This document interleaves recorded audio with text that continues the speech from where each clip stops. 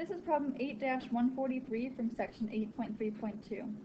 Sketch the graph of each polynomial function below and find all of the zeros. So for sketching the graph, you probably know what these look like. Both of these are cubics, and they're just transformed a little bit from the parent function.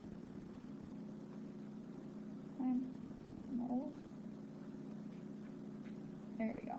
Alright, so those are my axes, and I know this is a cubic, and a cubic is like a squiggly S thing. Normally goes through 0, 0, but it says it's moved up 1. So basically, here's where my little turning section of it is going to be, and it's going to look like that. Alright, that's a sketch. That's pretty good. I could also check my calculator to get a sketch, but I should note, in general, that's what that's going to look like.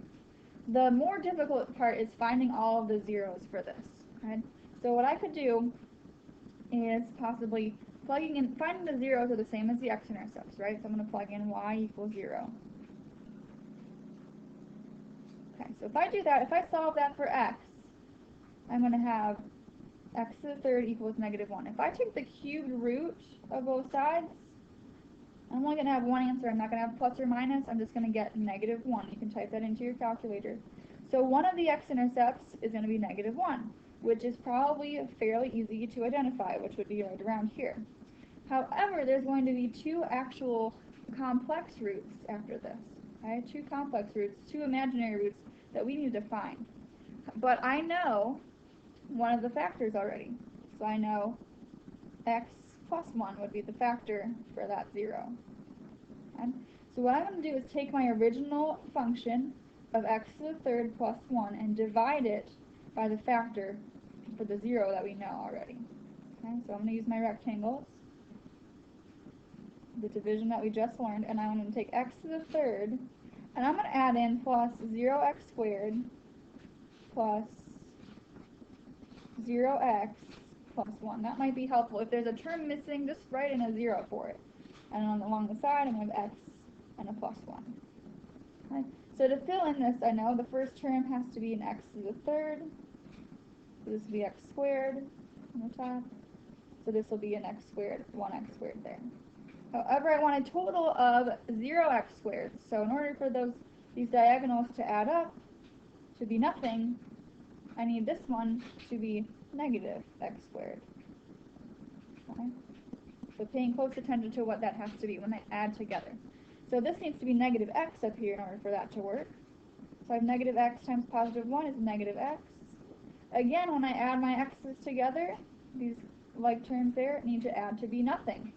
So this has to be a positive 1x in order for those to cancel out. So this up here needs to be a 1. 1 times x gives me x. 1 times 1 gives me 1. There is my answer. There's no remainder. That means it factored and it worked. Okay? So now I have x plus 1 times the top of my rectangle, x squared minus x plus 1. Multiplied together gives you that. Gives you x to the third plus 1. Right? So I need to find the zeros. Well, I already found the 0 for this one. I know that's x equals -1. But the second, the quadratic function, I'm going to use the quadratic formula to solve that. Okay? So x equals, because they're imaginary, it's not going to factor. Right? X equals the opposite of b, which b was -1, plus or minus the square root of b squared, minus 4 times a times c, divided by 2 times a. This should be imaginary. I see right here, I only see it crosses the x-axis one time. So the other two roots are imaginary, so I should have a negative under my square root sign. 1 plus or minus the square root of, I'm going to end up having 1 minus 4, which gives me -3, divided by 2. So the only thing we have to do here is have plus or minus, instead of writing the square root of -3, I know the square root of, I could rewrite that to be the square root of 3 times the square root of -1, and this is just worth I. Right, so I can write I, the square root of 3, divided by 2. So here is 2 of my complex, my imaginary roots, and here is the other real root, so I have a total of 3 roots for that cubic function. Right? So you can do the same thing with this x to the third minus 8.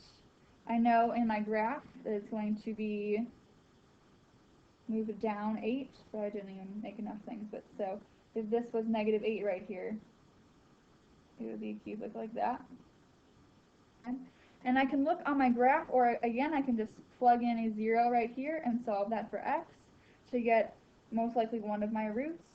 But I'm also going to find some imaginary roots as well. So if you plug in, do the same thing and do the long division, if you solve this, you're going to get x to the third equals positive 8. The cubed root of 8 is worth 2.